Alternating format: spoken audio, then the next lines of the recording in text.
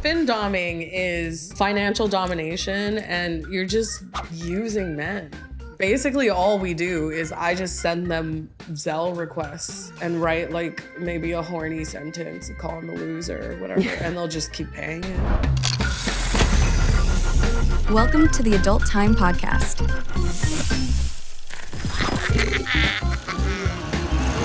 Welcome to the Adult Time Podcast. I am Bree Mills, and I am here with the amazing Connie PERIGNON. Welcome to the podcast, Hi, Connie. thank you for having me. You are the first victim on our brand new set. Victim. Well, I mean, victim, willing victim. No, but you are our first guest on the brand new set that we've got here. So I think opening question, what do you think? It's amazing. I mean, that was the first thing I commented on when I walked in here. I was like, wow, this is nice. You know, like all projects, and I mean, you also do a lot of content creation yourself. So you get the game. Like when you start in development, you know, you got to pitch out an idea. Mm-hmm. And, you know, about a year, maybe a year and a half ago, we're like, well, we want to start a podcast where we can, you know, introduce our audience to the talent we work with, but also, you know, in a sense, kind of like shamelessly plug the cool shit that we do. And it was on the cheap. It was like making it, you know, super pilot. People have really tuned into it. It's grown a lot. So this past spring, I said to our creative team, I was like, what would your dream set be? Yeah. And the team that's kind of behind the podcast was like, well, we need to make the ultimate adult time like rec room. Mm-hmm. And so here we are. Yeah, it's giving like a 70s vibe, you know? Yeah, it was probably like cute. The retro TV. Yeah. It's clearly, Timmy still has a place. Yeah. Timmy, as he always does. As he always does, he is here. Yeah. But yeah, so no, we wanted it to like represent, I think ultimately, like what adult time is and what brings us all together, which is just we like to do, you know, be creative and do original stuff. And so it's a living museum for that type of thing. I love it. Cool. Well, we're going to talk about some of the cool shit that you've done with adult time. That'll be a big focus for us today. But let's start with how we always like to kick off our podcasts with a little icebreaker.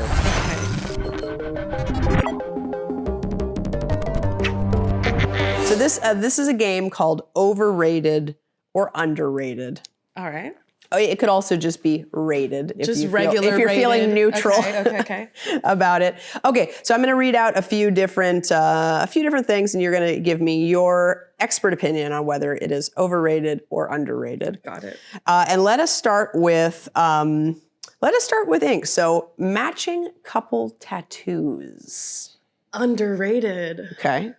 Why? You know, it's just horny. There's something really horny about it, and it's so like, it's kind of a bad idea, but something about it, because it's a bad idea, it ends up being a good idea, you know? Mm-hmm. To me, it's just kind of like, yeah, you live once, like full send, you know? Yeah. So I personally like it. But if you have too many, like if you have 3 different names on you, like perhaps it becomes like a graveyard of past relationships. Yeah, exactly. So do you now? Obviously, you've got a lot of tattoos. Do you have any that signify any special someones in your past? I have 2 matching tattoos. Mm-hmm. One with an ex-best friend. Yeah. And another one with an ex. Yeah. Okay. So, but this is, it might not be as obvious, but I also have a good number of tattoos. And I've always looked at it, because you know how people, especially those that haven't had tattoos, will always use the excuse of, I don't know if I'm going to regret it. Mm-hmm. I always use the mentality that I might look back on it and be like, ooh, but it represents a place and time. Oh, 100%. And it's like kind of the illustrations of my story, 100%. Right? Like I got a matching tattoo with my ex, and then we broke up like 4 months later. Yeah. You know, which it's the only like real matching like name tattoo I have. So I don't really care about it, because to me, I was like, yeah, I was in a place and it just felt like the right thing to do, you know? But for him, it's the only tattoo he has. Oh, yeah, okay. Yeah. So he has my name real big on his ribs as the only tattoo. Yeah. And he's always like, it's so crazy that you got me tattooed. I was like, no, it's crazy that you did that. Because I'm tattooed enough where like it doesn't really matter. Yeah, it doesn't stand out as much. Where like this is the only tattoo you have. Yeah. That's a little crazy. Ooh, so underrated because there's like that sort of like sexy thrill about how slightly reckless it is. But also, you know, that it represents a part of your story. Yes. But maybe you need to be strategic. 100%. Yeah. And also like don't get ugly things. You know, like keep it simple. Yeah. Like keep it to like a pretty little name or something. You start adding way too many elements and then it's like what is going on? You don't want something you can regret on multiple levels. Right. Like beyond just the fact one that regret is enough. Yeah. So I mean I've never been so bold as to get an ex's name tattooed. And I think that might be where my like impulsiveness / conscience kind of battle each other. But I do have like my wife and I, and you know, we've been married for almost 10 years. So like so far it's worked out. We each wrote in each other's handwriting a tattoo, like a line from a poem we like. And so we have that. So at least I feel like if that goes bust, I will know that she has written on me forever, but it doesn't necessarily like translate when anybody looks at that, oh, that's your ex's hand. I feel like the issue is how other people perceive it. And I think it's more that, you know, like me and my ex have been broken up. And like, I was just having this conversation yesterday where I was like, yeah, I think for women who are meeting you, that's probably, you know, like you take your shirt off. Yeah, it's a flag. And you have a giant tattoo of another woman's name. Yeah. You know? Yeah. So, but he's like, oh, I don't care, you know? Yeah. But I think it's more about, for some reason, other people's optics when it comes down to getting tattoos. That's very true. So yeah, underrated, but with some you have to be with guidelines. With guidelines. Yes. Underrated with guidelines. I like that. Okay.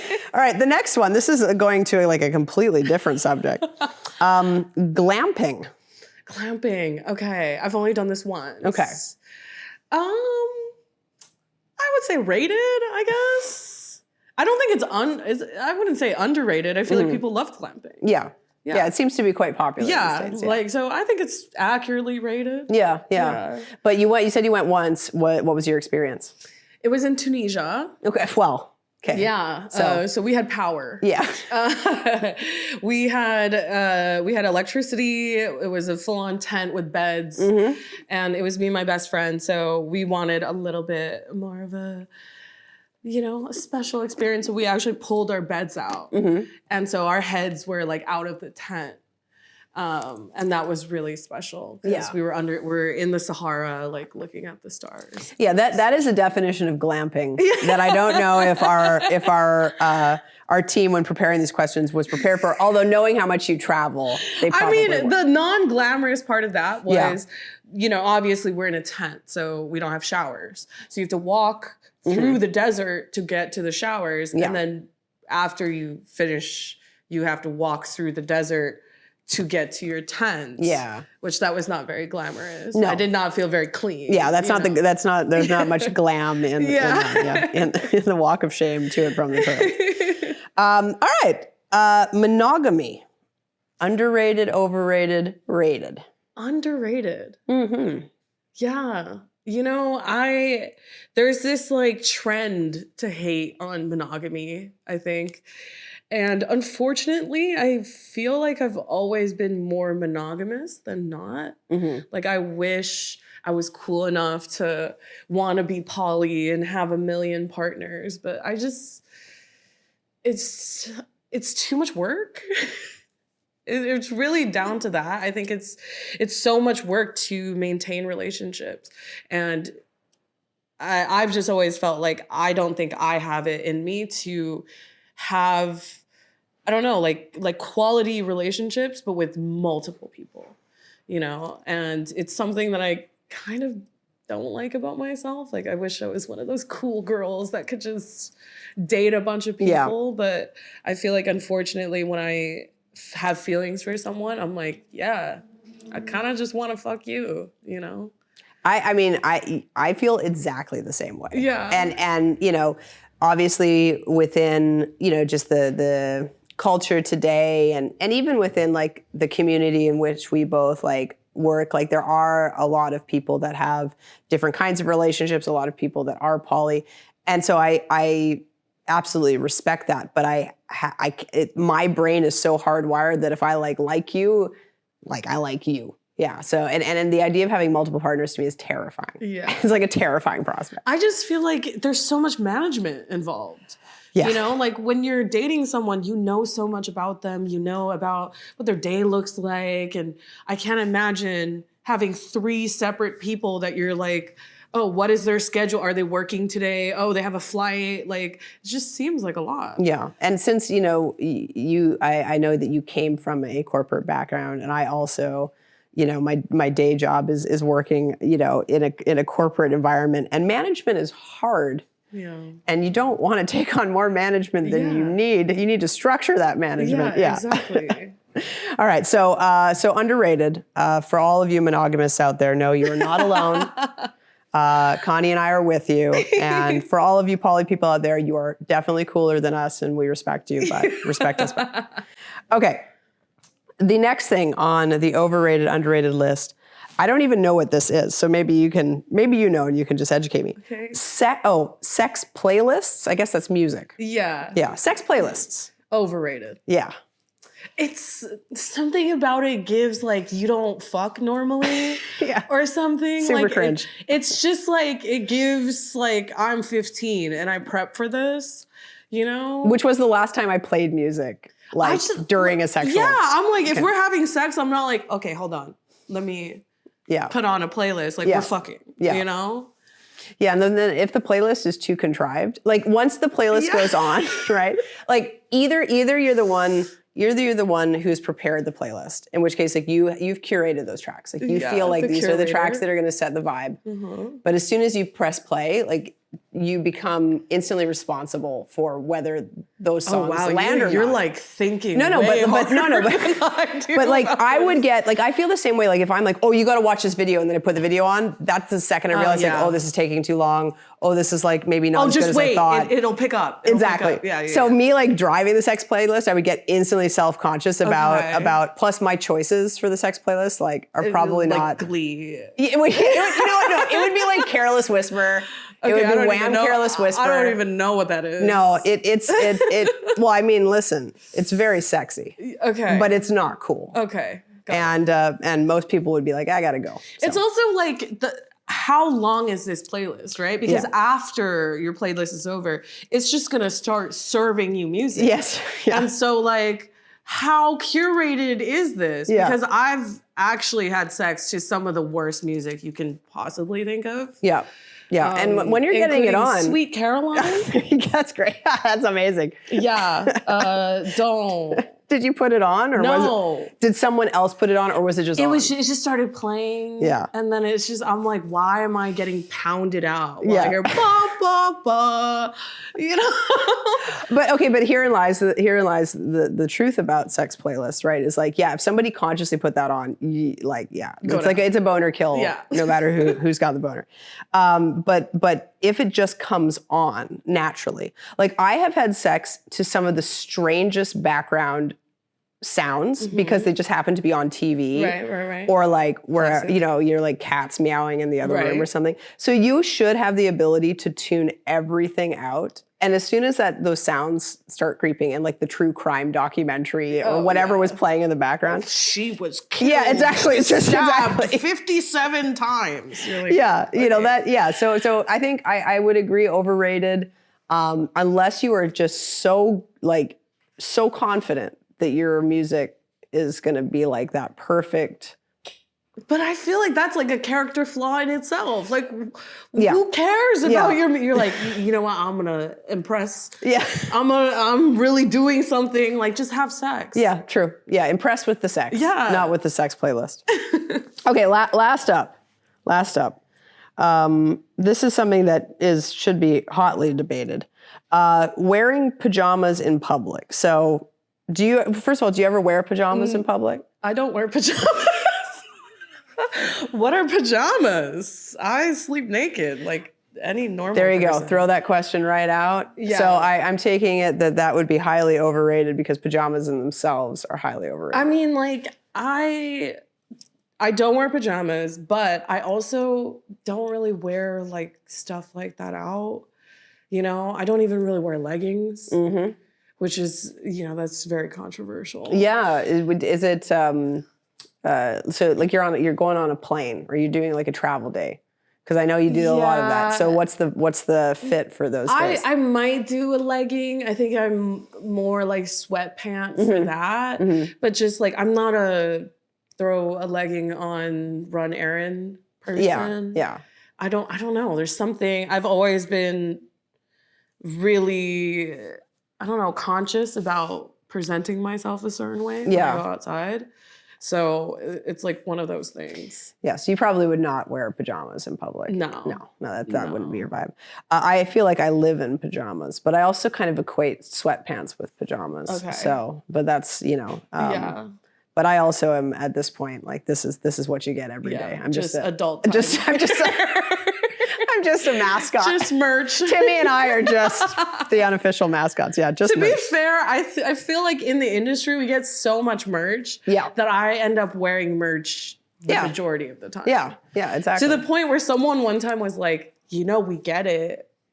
We get it. You're a porn star. You don't have to wear the merch. I'm like, I'm not doing it for like any these are my reason. clothes. Yeah, I'm like, it's just that they give me a lot of stuff and it's actually pretty comfortable.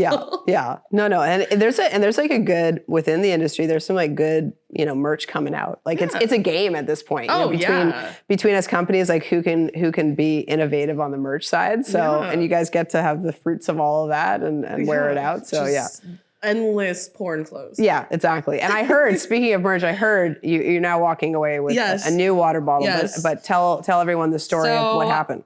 Where was I? I think I was in Africa, but I left this water bottle, not this exact one, but one that I lost.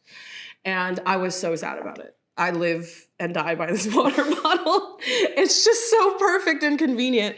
And it's been about a month without this water bottle, but she got a replacement. There you go. Thank there you. Go.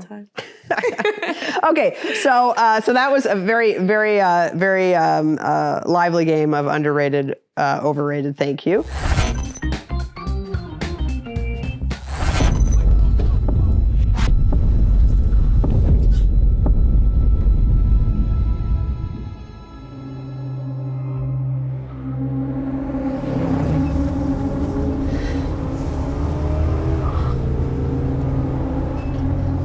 Ready. I'm completely ready. So why don't you just tell me what we're gonna do? This is your initiation. If you want to be one with me, you're gonna have to prove it. I want more.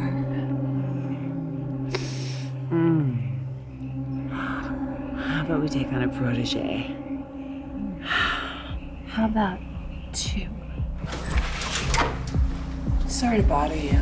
My car broke down. Will you let me in? Will you let me in too? Of course. Yes, come in. He deserves someone who sees you. I'm ready for someone to take over. Yes. Open your mouth, Jerry. Let me in.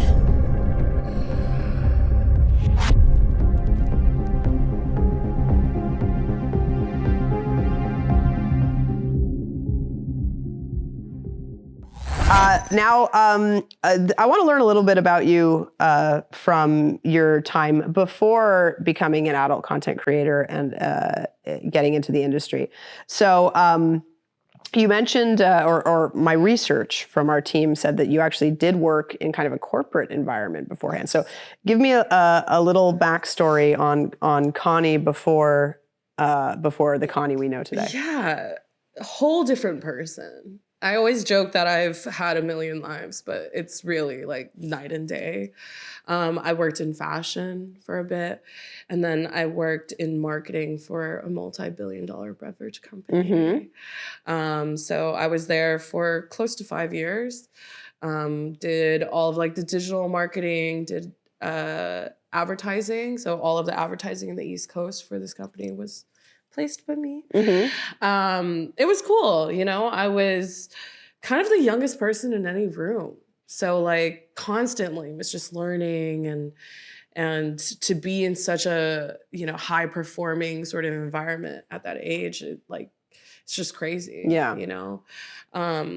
But yeah, a bunch of stuff happened. Some stuff in the company happened. And unfortunately, I like lost my job. And so I was trying to figure out what to do again. You know, here I was in my mid to late 20s, having to pick my life up again. And I was working two like kind of bullshit sort of jobs, just trying to do something. And one of my friends was like, hey, you used to be a sugar baby, right? Like, why don't you try to do that again? And I had started being a sugar baby when I was 18. And to be honest, like, didn't have the best experiences. I was so young, you know? And this is at a time where, like, you know, seeking arrangements had just come out. You know? So, like, even the concept of sugar baby on the internet was, like, brand new almost. And so I was like, you know what? Like, enough time has passed where I feel like I can be more firm with boundaries and, you know, let me try it again. Yeah. And so I started doing that while holding two jobs at the same time. And very quickly was like, oh, I'm wasting my time at these other jobs. So let me just do this full time. And so I started being a sugar baby full time. And after almost a year of doing that, I felt like, okay, I'm prepared. I feel confident. I'm going to move to the next level, which is like escorting. And so it was real wild, wild west for a while. Like, I had so many friends in the industry. So I was just watching what everyone was doing. And I noticed that everyone had this like one particular email address in their bio. And so I was like, I think this is a if you know, you know type thing. So let me just sign up for this email address. Yeah. And all I did was I put bookings and this email address. And then the emails started to roll in. Yeah. And then so over time, I was just faking it until I made it and like very quickly built up my name in New York doing just that. Okay, I want to go back and kind of dig into some aspects of this because I think it's a really interesting kind of like merging of two worlds, but also two skill sets that have ultimately proven to be like really important together. So most people, when they think of being a sugar baby, they think of like, oh, it's like a young woman that gets stuff paid for by a creepy old guy. That would be kind of like the stereotype. How did you first discover what that dynamic was, and like what are some of the things that you discovered about it that kind of go against the stereotypes or maybe serve the stereotypes? I mean, how did I find out about it? I was 18 years old in New York City. Yeah. I had to make rent somehow and, you know, heard about this site somehow and joined it. And I don't know. I think as a young woman, it's just kind of, I don't want to say it's like a default sort of thing, but like, I think in the back of our heads, we always know that like this is a possibility for you. You know, I like when I was a kid, like I've always been so ambitious and, you know, I want to start my own business. I started my first business when I was 9, you know, but for some reason, even as a kid, there was always my fallback plan. And I swear to you, I'm not making this up, was, oh, just marry a rich guy. Right. Like, well, that's so conditioned to. Yeah, of like, I want to try and I want to, you know, really make something of myself. But if that doesn't happen, then I'll just marry like a old man, you know? So it was kind of like, it just made sense to me, you know? And I think during that time, the thing that was the scariest was just like that actual fear of, I don't know what I'm doing. Right. You know? Yeah, like I think I'm a grown up and I'm legally a grown up, but like I still don't know a lot about the world. And also like you're behind closed doors with a man you don't know. Right. You know? Yeah. And especially like sugaring is considered kind of like escort light, right? Yeah. So you have less information. You have less boundaries and all of this. So a lot of times you're in situations that are way more dangerous than any other type of situation because you don't know anything about this person, you know? And maybe you agreed to some very small amount of money for who knows how long because you didn't talk about it, you know? Right. Yeah. And it all starts on like websites like a seeking arrangement, which are sort of set up almost kind of like dating sites, right? And then you match with somebody, and then from there conversations can happen about arrangements, and you know, and then from there it often goes offline, right? Into just like real world experience. Yeah. And the thing is like, you know, you don't really realize this when you're young, but it's like those guys on those sites, those are the same ones booking escorts. Right. They're on that site because, you know, they can pay you less. And like maybe they've been blacklisted. And so they're like, oh, I can't just hire escorts. Let me go through this route. You know? Yeah. And so there's like inherent danger in that. Just like the sample size of men that are on that. But it's all stuff that you have to like kind of just navigate. And so when I first started, when I was 18, like there were a lot of really suspect things that happened, you know? And luckily when I got back to it in my mid to late 20s, like I was just firmer as a person and knew what I wanted and knew what I didn't want. So I could like create those boundaries and walk out of a situation without feeling like I'm being taken advantage of or anything like that. Yeah. Well, I think also the experience you had working within, you know, sales and marketing, you know, especially being a young person at that time working in the digital marketing space, which there was a lot of room for younger people to step up and shine. Like even just in terms of like promotion, advocacy, all those things you would have learned in that role, I'm sure have come back like tenfold in terms of like promoting yourself, advocating for yourself, marketing yourself. In different types of sex work. And like, I think the biggest thing that I took away from my corporate time was how to tell stories. And like how that's the basis of marketing just in general, right? A good marketer can tell a story. And it's not even just like, oh, in images or whatever. And sometimes it's in actual conversations with people, right? And that's really what I took away from that. And to apply that to meeting people in person. What makes a great escort? Someone who can talk, you know? Someone who can build relationships that are more than just like sex.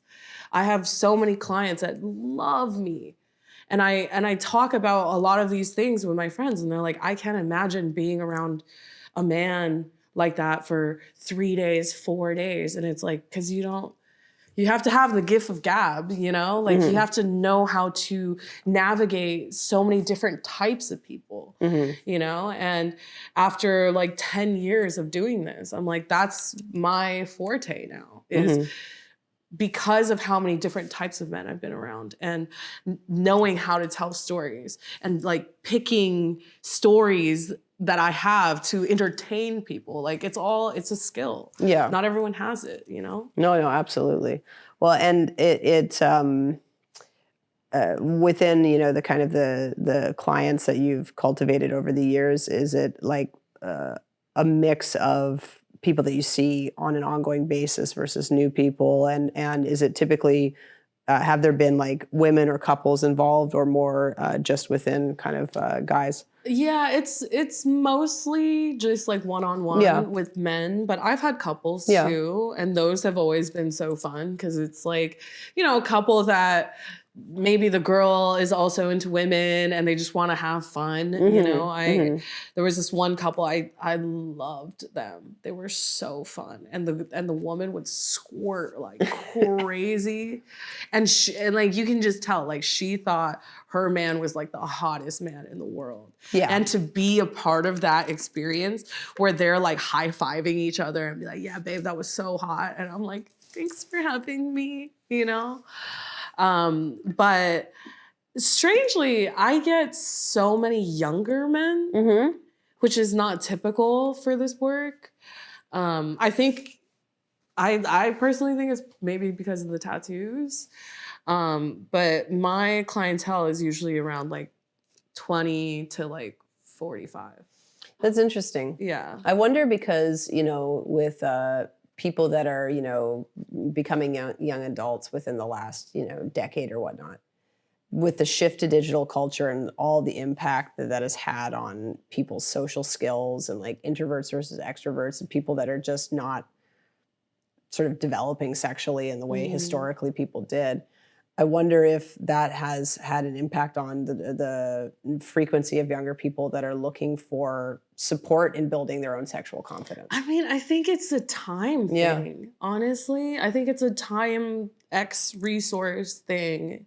I think that's the biggest misconception that people have about sex work is that it's all like, these virgins who can't fuck or, and I'm like, no, your favorite athletes, your favorite rappers, your favorite whoever, they're hiring girls. Like, those people can fuck. Yeah. Those people can get all sorts of girls, but it's down to a time thing and it's about resource management, right? If you only have so much time, do you really want to take that little bit of time that you have and like full on nurture a whole relationship with someone just to possibly maybe have sex with them? Or you can take that same amount of time and be like, okay, we both know what we're here for, and we can guarantee an amazing experience. And then I can trust you. So I know you're not going to try to like, tell on my wife or try to ruin my life in some sort of way. Like, it just makes more sense. Yeah. No, that's really interesting. And yeah, absolutely. It's a very adult way of looking at it, I think. Yeah. But it's like, isn't that what luxury is? It's freeing up the time doing the little stupid bullshit so you can focus on what really matters. Yeah, that's a really interesting way to look at it.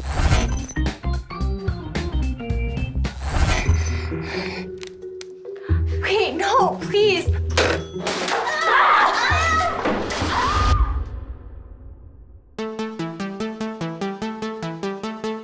I'm here to tell you the truth. The truth? The truth about what? I didn't always just work here. I was a camper, just like you.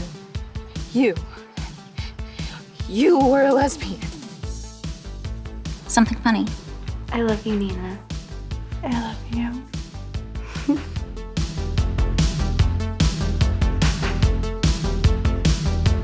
My one true love, broken forever.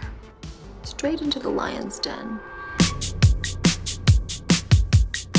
Wait, what's going on?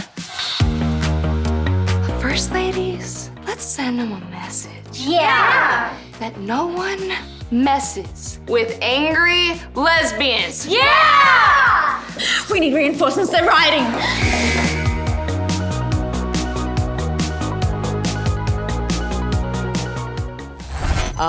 I know that with films like Honora, what was your take on Honora as a film and its portrayal of escorting? I did not like it. Yeah, please give your review. It's funny because I felt like from what I was seeing online, the strippers loved it. The in-person workers did not like it. And I can acknowledge that to have a movie about sex work win such a big award and even just have that platform, amazing. We love that. We love that there's progress, right?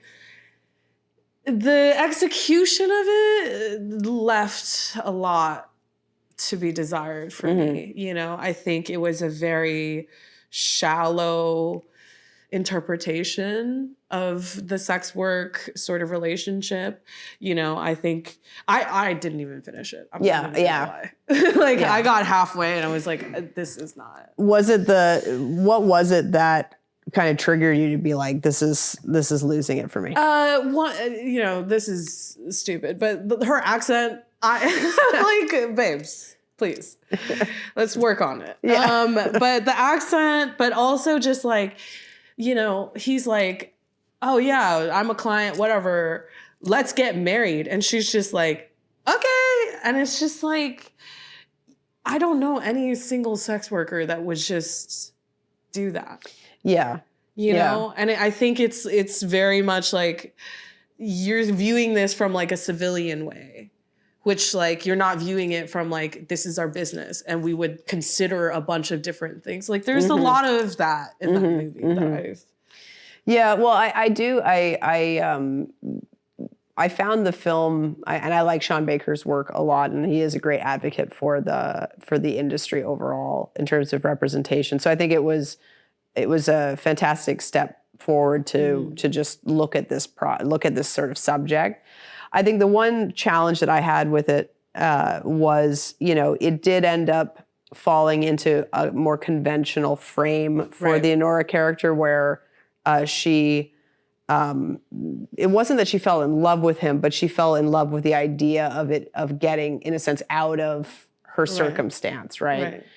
Even though clearly this guy was not going to be the future, but like that, and that is a very sort of civilian read. And even as a civilian, I can watch that and be like, oh, I understand, but it's sort of taking that narrative and it's in a way not paying respect to the professionalism, as you said, of in-person sex workers who are not necessarily going to fall for every trick, right? Or someone brings them flowers, they all instantly fall in love with their client or whatnot. Yeah. So that's an interesting point to make. But that was sort of my one moment of pause as well, where I'm like, this seems fairly like, does it really happen like that? Yeah.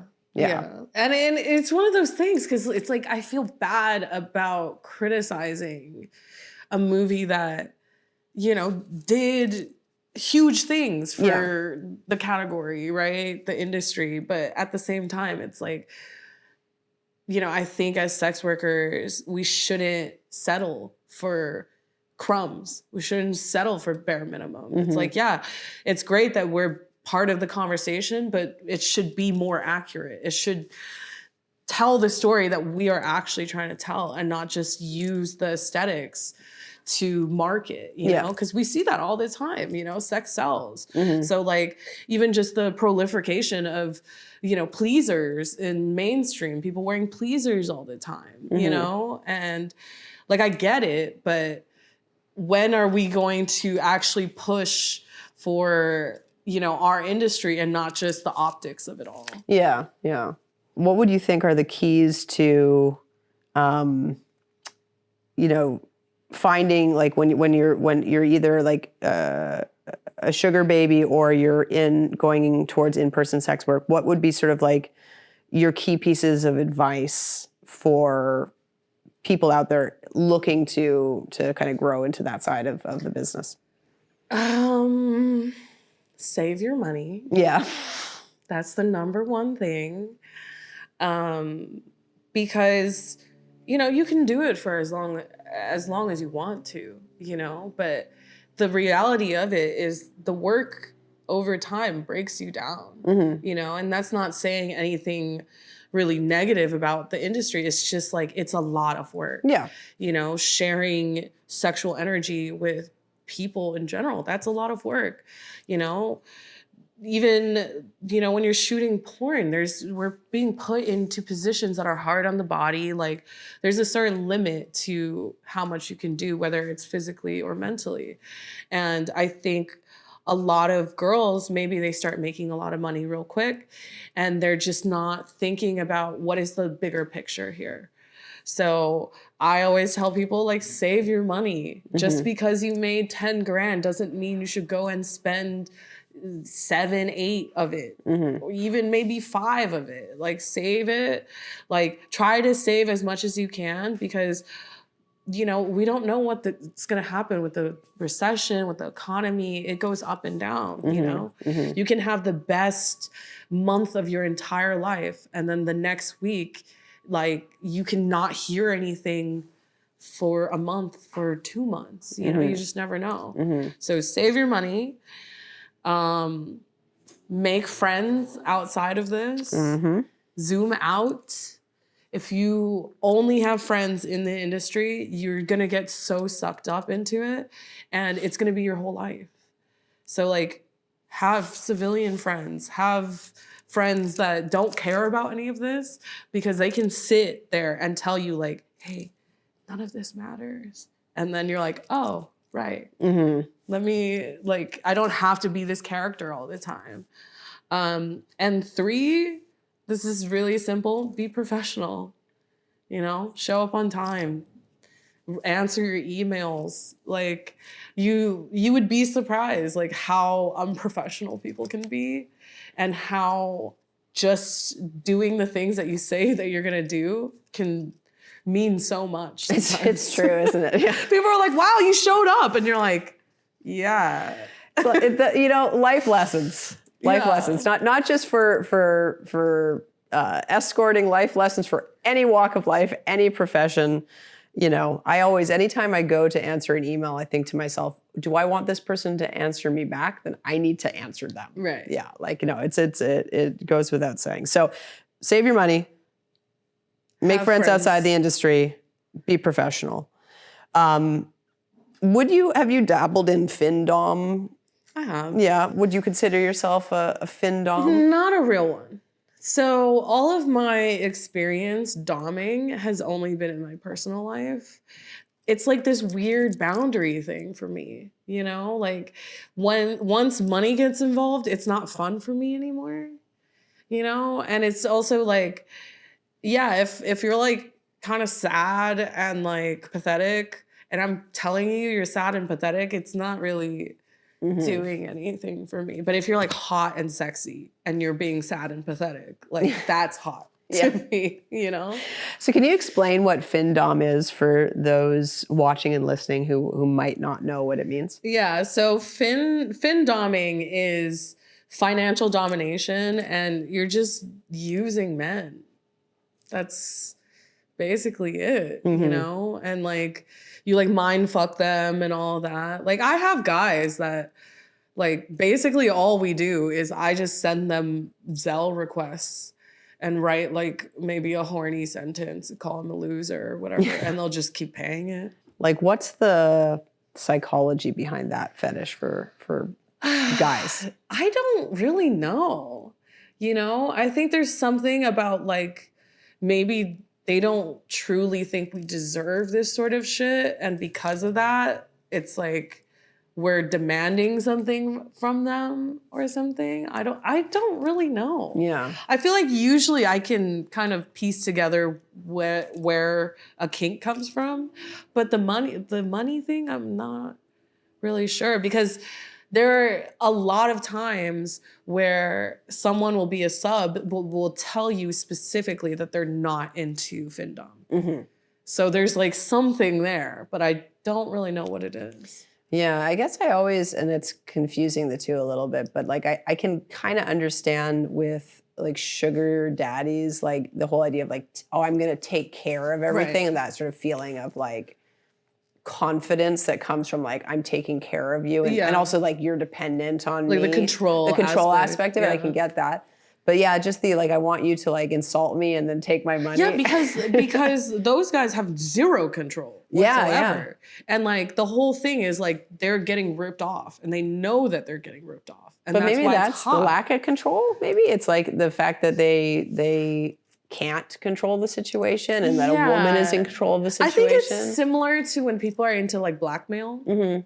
I think there's something close to that. Like also there's something about like, you know, when you're draining them of so much money that it's like negatively impacting their life. There's something about that too, because I've definitely had guys who are like, oh my God, like you're about to ruin my life, like all this shit. The whole time they're like jerking off. Yeah. It's Like, neat. Well, if anybody is listening or watching and wants to reply in the comments with something to enlighten what's the us. deal? What is the deal? No, but I think it is that like kind of lack of, I don't know, the lack of control. Or, you know, you always get so many people that are kind of fakers, right? Where they're like, you're gonna, you know, bankrupt me. But it's like, yeah, but you haven't actually sent me any money yet. So go away, buddy. Yeah. I mean, like I had an ex, like, you know, we used to do crazy butt stuff. Yeah. On him. And shout out to that ex. It's happened a lot. Yeah. I don't know what it is says about me. Something says like men's butthole explorer. Yeah, he one time paid me $5,000 to put a video of it online. Yeah.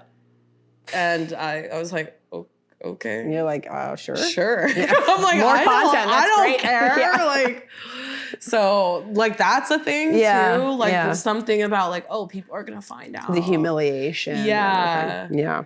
Yeah, the human mind is very It's powerful. fascinating. Well, part of the reason why like I really enjoy being, especially like a kind of a content creator in the industry and a showrunner in the industry is because it all comes down to just, people's desires, and like people's desires are super interesting and they often get real weird. But the thing is like, you can shape it too. Oh yeah. That's the thing, is people don't realize like it's so easy to convince yourself that you're into something. Like I've done it a million times where like I'll be with a guy who's really into something that I'm not really into, but I see the reaction that he's giving me and I'm like, okay, let me see if I can make this, I can create that connection. And you just have to focus on, one thing about it. And you're like, okay, yeah, this is pretty hot, I guess. And like I say it all the time with foot guys. Everyone is an underlying foot guy. And this is an actual fact I have, because the amount of times I've been with men who are like, oh yeah, that's weird. Oh, women's feet, that's weird. Next thing you know, oh, but your feet are kind of sexy. Oh, I'm not into feet, but like your feet are cute. And I'm like, yeah, you just haven't been with a sexy enough woman who likes it. Like it's the power of suggestion. Yeah. Like someone that you find attractive is showing like a really big response to something, you're naturally gonna wanna do it more. Like, it's just... No, that's true. Yeah, you're always sort of attracted by, a lot of people can get into something by seeing the person they're into it, right? Yeah. You have shot some great stories. So maybe what was sort of the leap that you took from doing in-person sex work to shooting content, and then what was your first pro scene like? I started shooting content in a very random way. I got on OnlyFans a little bit later than everyone. And the only reason why I joined it was I took pictures with my friend who's also a sex worker, and she posted them. And she was like, girl, I just gained like 30 followers who are all looking for content of you. She was like, you have to get on OnlyFans. And so I'm like, I don't know. And she's like, just use you have 1 million nudes on your phone. Just use that. And so I got on OnlyFans. I think the first day and a half, I had made like $15,000. Wow. Yeah. Which was crazy for basically overnight. Yeah. And so I was like, okay, I guess I'm gonna do this. So I was making real bullshit sort of content for a while because I didn't know what I was doing. And then in April of 2022, Jules Jordan slid into my DMs and asked me if I wanted to do a porno. And so I just thought, yeah, why not? Did you recognize the name? Yeah. Yeah, okay. So you knew that it was legit, and obviously it was Jules being like one of the sort of most recognized producers in the industry. What was your first reaction? Was it? The first reaction was no, I don't want to do this. Yeah. I mean, I wasn't comfortable in that way. I had all this time doing in-person work when I knew because I had the real life reactions that I'm good at my job, you know? But once it's on camera, it's a whole different ballgame, you know? All of a sudden I'm being asked to contort in ways that I don't do normally. So that first scene, I totally blacked out, completely. Yeah. I just remember I was so nervous. And even after, people were like, oh, how'd it go? I was like, no clue. Yeah. Completely you just went out. into another planet. Yeah. And then when I watched it, I was mortified. Yeah. I was so mortified, you know, because as an escort, you really like curate every single image of you online, right? So the best photos, most edited, and all of a sudden I'm seeing myself in very unflattering porn angles, double chin, all sorts of shit. And I could have completely spiraled about it, but I was like, you know what? This is your first time doing something. You can't expect to be great Right. every single time. So take, you know, some learnings, watch it, figure out what you don't like about it, and work on those. And so my second and third scenes were with Manuel and with Dread. Just, you know, starting easy. just working your way up here. And, you know, I really feel like that difference, those 2 months, you can tell in the scenes, like there's a huge difference in how I'm moving, how comfortable I am. And the first, like I would say 5 to 10 scenes, you can see it in real time. Like I'm getting more comfortable. I remember like when the scene with Manuel came out, I was in a taxi with my friend. We had just left afternoon tea and I was like, oh my God, it's out. And we watched this trailer. And I'm looking at it and I started crying because I was like, I look like a real porn star, you know? Yeah. And I feel like I just aim for that every single scene is how do I do better? How do I deliver a scene that I'm proud of? And that's the only thing I ever aim for. I think civilians often misunderstand the real nuances between different kinds of sex work, right? Like, oh, you do in person, so therefore, like, it's just the same thing, right? There's just a camera. No, it's like really learning how to angle yourself. It's a different kind of energy. It's a very different environment. So I totally understand the thought of like looking that first time and being like, whoa. Yeah. And then it really having to be something that you develop as a skill over time. And like, I think what helped me process it was, I mean, it blew up. It blew up immediately. You know, I remember it was like the thumbnail for like on that site, XNXX. Yeah. It was the thumbnail for Big Ass and had millions of views. And I'm just like, shit, well, now it's out here. And like, yeah, I hate lots of how I look, but it's already out there. Yeah. And like, what can I do about it now? Yeah. You know, so I could spiral about it, or I can just, okay, what are the learnings here? What can I improve on? You know, I think for me, speaking was really hard. Speaking still is the hardest part for me because when I have sex, I go like nonverbal. I go full bimbo, like I'm not trying to talk. But you know, I watch, I research, I try to make note of things that I hear that I think are hot. And, you know, I just try to be a little bit better every single time. Probably those marketing skills came into, right? Because it's just everything's a different campaign. Like what can you learn from that campaign? Every single time I'm like, okay, SWOT analysis. SWOT analysis. Where are your strengths? But it's it is really true, and it's that is how the most successful people get to be successful. It's there's always like there has to be like raw ingredients that click. But then it's just perfecting the recipe, and that takes work, right? And it takes SWOT analysis. So you've spoken about how like kind of staying true to yourself throughout this whole process has helped you to build a really strong connection with your fans, both those who you've cultivated on your platforms and obviously those that you have on social media and through your studio shoots. Was that something that was like a deliberate choice based on your experience through, you know, the first part of your career, or is that something that just sort of comes naturally to you? Wasn't necessarily a choice, but was more, I think, a natural progression. I have been on the internet since 2008. You know, I was big on Tumblr.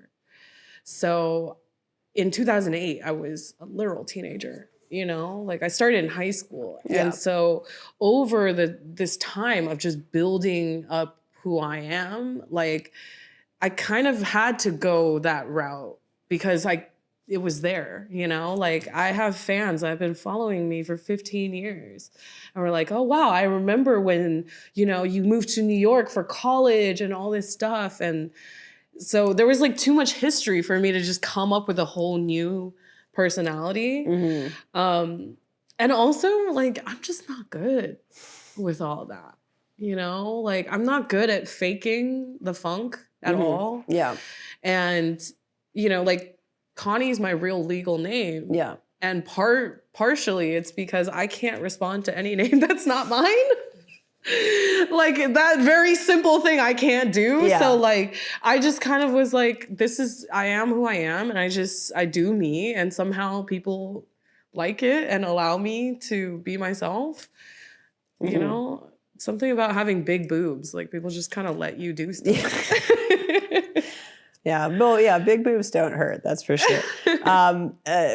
I always think of the porn community as like Porn Valley High School, in a sense that it can get quite cliquey, and a lot of people do kind of lose themselves, lose the person in the persona, and it is sound advice to, whether you're using your legal name or an alias, just to be careful and not getting too lost in the drama of the cliques. How have you navigated through that? Honestly, like, I entered porn when I was like 28, you know? So, like, even just age-wise, there's a lot of things I don't care about anymore. But really how I've stayed centered is just, like, find your people. Find your people and stick to those people, because a lot of these people are insane. So just find the people that you're like, okay, we're same mind, sort of, we have the same beliefs. Stick to those people. Like, you have new people coming into the industry every single day, and some of these people are just, like, unhinged. Yeah. So, like, all walks of life. Yeah, sure. like, all types of people. So, like, find your people and just stick to them. Yeah. Who are some of your people in the industry that you'd shout out? Roxy Sinner is my best friend. Alex Jones, also a really close friend of mine. I don't know. I feel like I've been blessed in being really well received in the industry for the most part. So, like, I don't know. I don't really have beef with people like that. You know, I've been super lucky in, like, I don't know. I just showed up and everyone's like, welcome. Yes, yeah. You know? You didn't have a Mean Girls episode. Yeah. So it was 2023 when you started doing your pro shoots, right? Yeah. 2022. 2022, that's right. And then you really kind of blew up since then. I believe the year of Connie was like 2023, was like, you did a lot of big stuff. And you've done a lot of really cool projects for us at Adult Time. So I want to shout out two of them. And ask you a little bit about your experience with them. And I'm going to start with the AAPI orgy scene that we did actually all together, I think almost a year ago we filmed it. And it was the creation of Kimmy Kim and Lulu Chu came together, and they wanted to create a really kind of empowering, not take itself too seriously, but still have a strong message of unity and empowerment. Story featuring an amazing all-Asian cast. So what was it like, you know, being part of that project? What was it like having that, like, we were what, like, you guys were like 10 or something? It was like 8 to 10. Yeah, it was a big cast. I'll never forget the assembly line to do the test exchange, and we had it down to a science. Yeah, what was your just experience on that project? I mean, it was so special to be included in that. Kimmy reached out to me directly to ask, and I was just like, oh my God, thank you for thinking of me. You know, with a story like that is so culturally impactful, like, just to be involved in telling that story is, like, so special. But just, this is not criticism. Yes. I was the only person of my particular body type, which I was a little worried about, because I was reading the list and I was like, oh no, these are all, like, really tiny girls. And I'm like, am I gonna be the teacher? But it was my first time playing a teen, like, ever. And I kept making the joke. I was like, Connie Perignon, known teen. Yeah, exactly.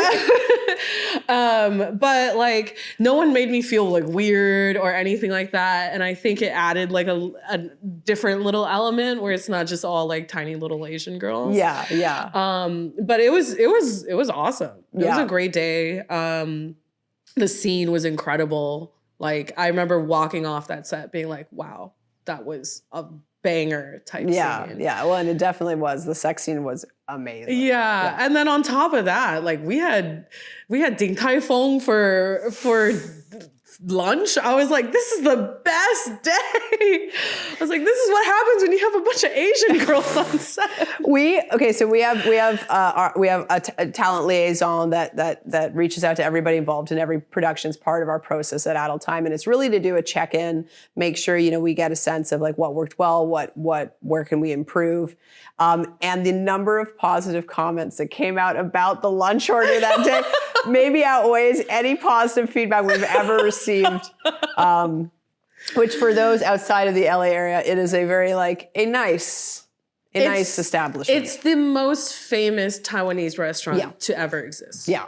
It was like the first Taiwanese restaurant to get a Michelin star. Yeah.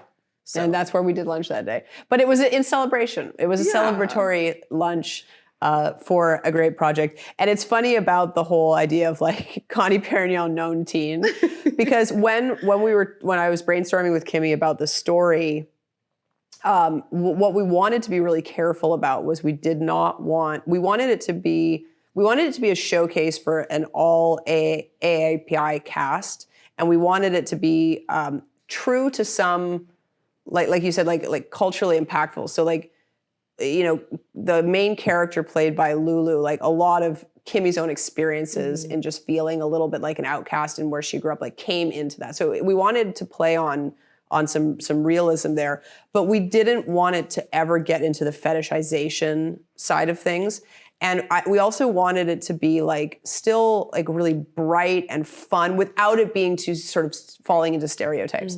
And so I was like, well, we're just gonna do an after school special. Like, let's just make it like, obviously nobody there is a teen. Right. But let's make it like it is, an episode of Saved by the Bell, or let's situate this, because she had those sort of school experiences. So I was like, let's make the Ever high school.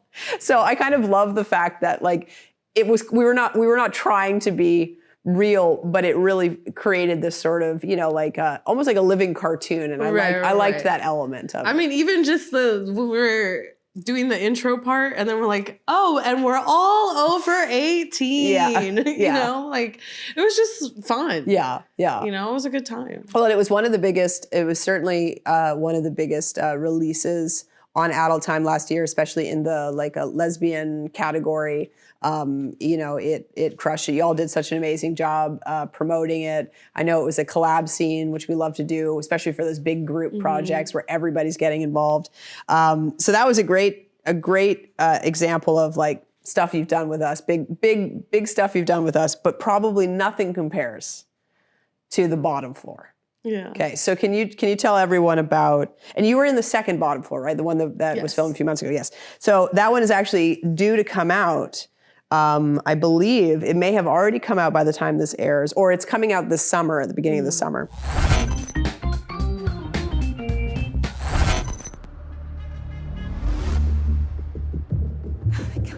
We finally made it. Have you checked out the line? Everyone looks so hot. I have always fantasized about this, like being naughty with absolute strangers. There's gonna be some crazy, like hardcore kink shit in there. Like, it's gonna get a little wild. And maybe it's why we're here, right? Are you ready? I'm so ready. Let's go in.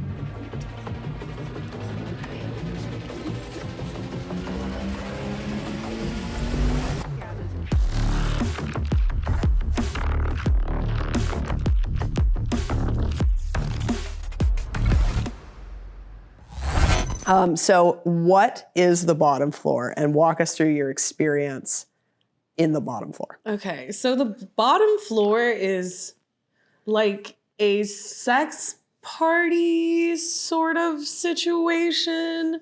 It's like kink, BDSM, yeah, it was just kind of a free-for-all, which was really interesting. I think a lot of us that were there weren't really sure what to expect. And so we all kind of just showed up like, all right, I at some point we're fucking, I think. And there was so many people on set. Like, I have never seen so many people on a set before. I mean, like, even just in talent, there's probably like 40 people there or something like that. So, like, the consent talks took like 2 hours. But it was also really cool to see with so many people on set. Like, there's, like, these things still matter. And we're still going through every single person and, like, figuring out, like, oh, this is not okay, this is okay, which was really cool. You guys had wristbands, right? Where they're color-coded based on who was willing to do what type of activity? Yeah. So there was wristbands, but also still, like, going through, like, the specifics. Like, some people, like, oh, I don't like being touched here, da-da-da. So that was a little difficult of, like, trying to remember every single person's thing, but you're like, okay, if I'm not sure, I'll just ask, you know? And then it was just like, all right, you guys fuck now. Like, okay. So yeah, I mean, I was a little intimidated. I had gone to sex parties before, but never just kind of by myself. Yeah. And I did know a good amount of people there, but just not super close with them. So I definitely started off kind of insecure. Yeah. But very quickly, like, that got broken down. And next thing you know, I'm fucking a gimp.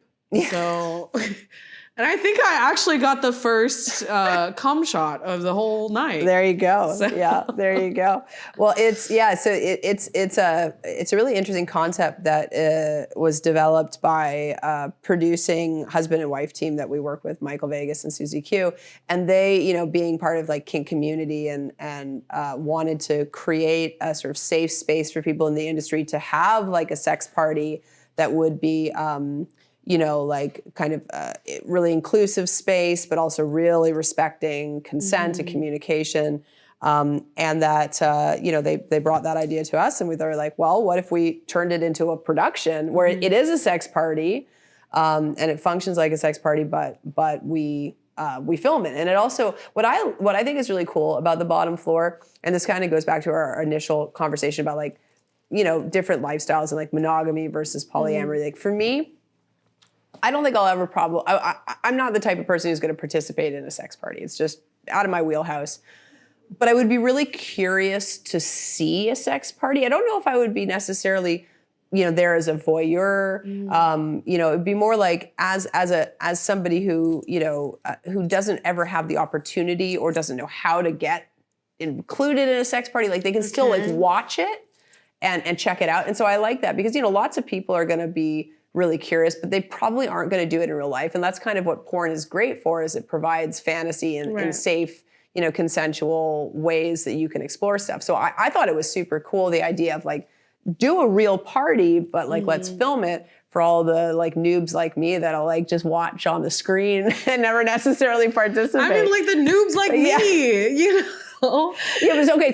So this is okay. This one noob asking another. Yeah. So you're at the sex party against the wall. Yeah. Everybody looked fabulous. Like everybody came like a full fashion show. Like it was like a kink fashion show. But you're there. So what is your like? What's your first move, Connie Perignon? Honestly, I just went towards like the people that I know the most, and I'm like, please have sex with me at some point. You know? No, I mean I was intimidated. Like people were literally like hanging upside down from the roof, and I'm like. Or not the roof, the ceiling. But I was like, oh, okay, this is like a way more intense sort of experience than I have been in. So I was intimidated because of that. Yeah. But just seeing, because it's like, you don't have to do stuff, you know? Like, you can just kind of vibe out and then see how you feel. And like, everyone's talking and like, you know, like open about communicate, hey, I don't want to be touched, or hey, like, do you want to do something right now? So like, it was just the initial like sticker shock of like, there are people upside down right now. Yes, And yeah. I'm like, I don't really know what's going on. And people are like, you know, have like crazy plans of like, oh yeah, I can only get touched by this person. And I'm like, okay, I don't know what's going on. But yeah, it was a lot of fun. Yeah, lots of etiquette to navigate. Well, and I know that like the center of the arena sex act that we book as part of the project. So those people have been kind of pre-committed to they're going to do this type of sex in the center.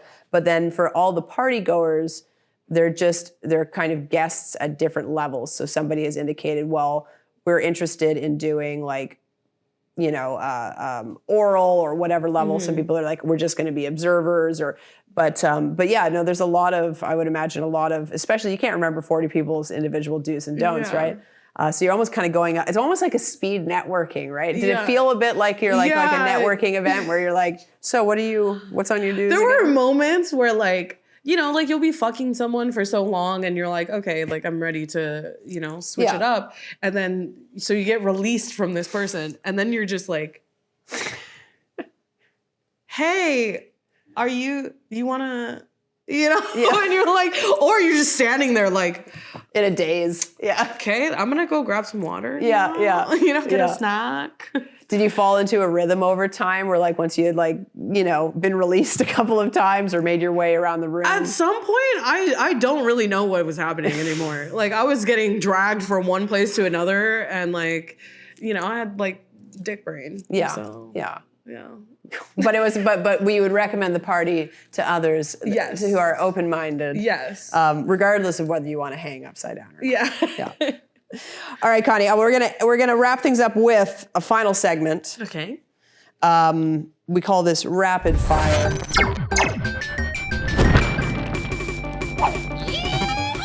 So I'm gonna ask you a series of questions. You are going to answer. Yes.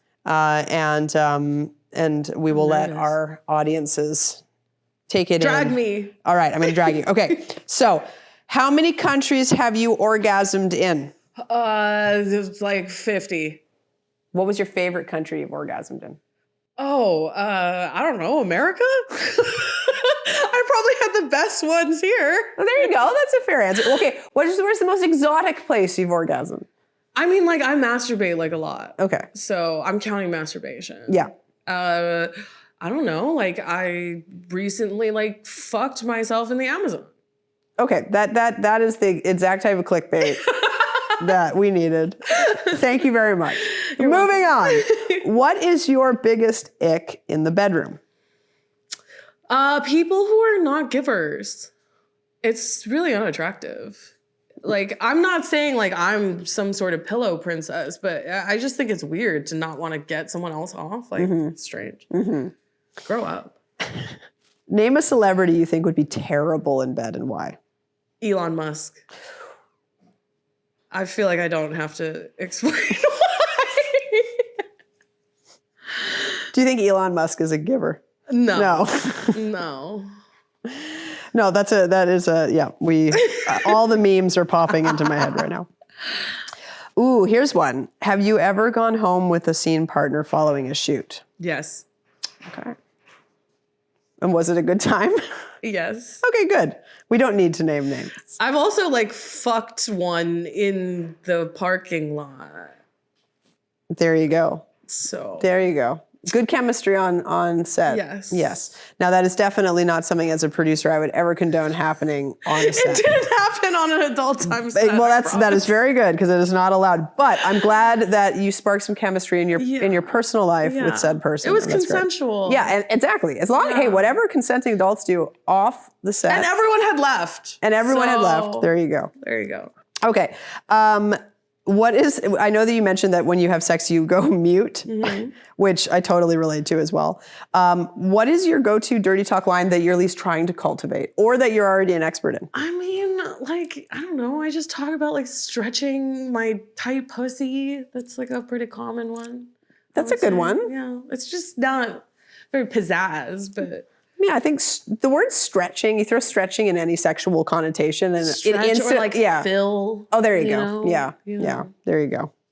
What is the crazy? This I'm excited to hear. What is the craziest DM or request that you've received from a fan that you can share? Oh, I don't know. People will ask me to marry them a lot.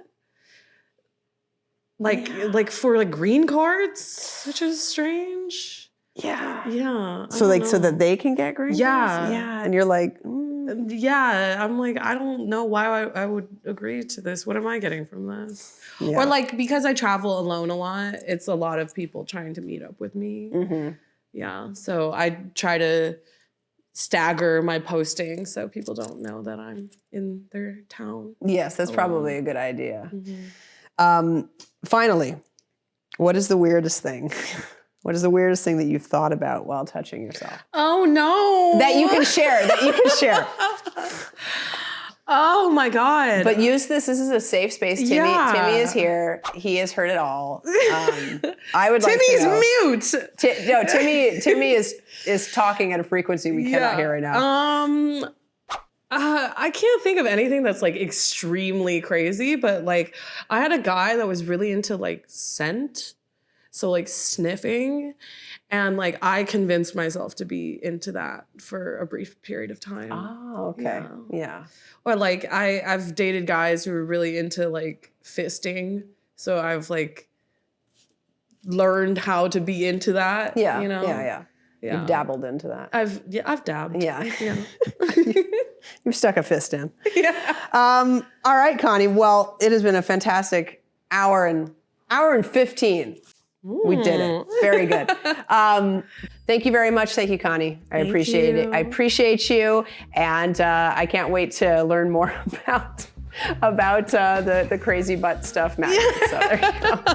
All right, guys, we did it. Thank you. Thank you. Woo! We did it. Very good. You know, we used to do crazy butt stuff. And Shout out to that ex.